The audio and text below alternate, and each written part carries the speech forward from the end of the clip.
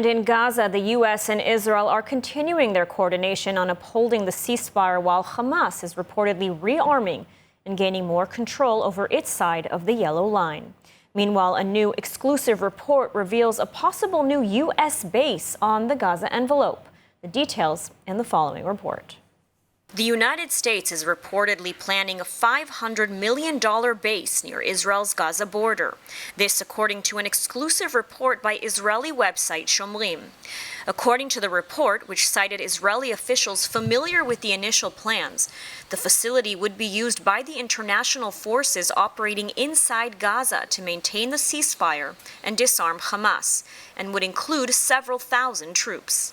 The report also stated that potential locations are already being scouted in the Gaza envelope. One senior-level security source cited said that this base represents a major shift in U.S. engagement in Gaza, adding that, quote, Israel has sought to minimize international involvement in the territories.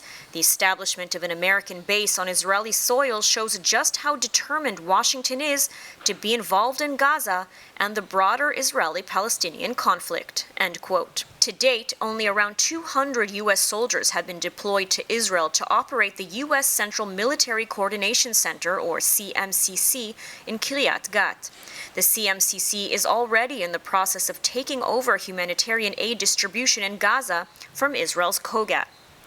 Meanwhile, on Monday, Prime Minister Benjamin Netanyahu met with White House advisor Jared Kushner in his office in Jerusalem. Also in attendance at the meeting were Strategic Affairs Minister Ron Dermer and U.S. Envoy Steve Witkoff, along with his advisor Arya Lightstone. The meeting reportedly focused on the implementation of the second phase of U.S. President Donald Trump's Gaza peace plan, including the demilitarization of Gaza and the elimination of Hamas from any future role in the Strip. The meeting also came as the U.S. is reportedly pressuring Israel to release around 200 Hamas terrorists who are currently hiding underground in tunnels in the IDF-controlled side of the Yellow Line, in return for certain concessions, a move Israel opposes.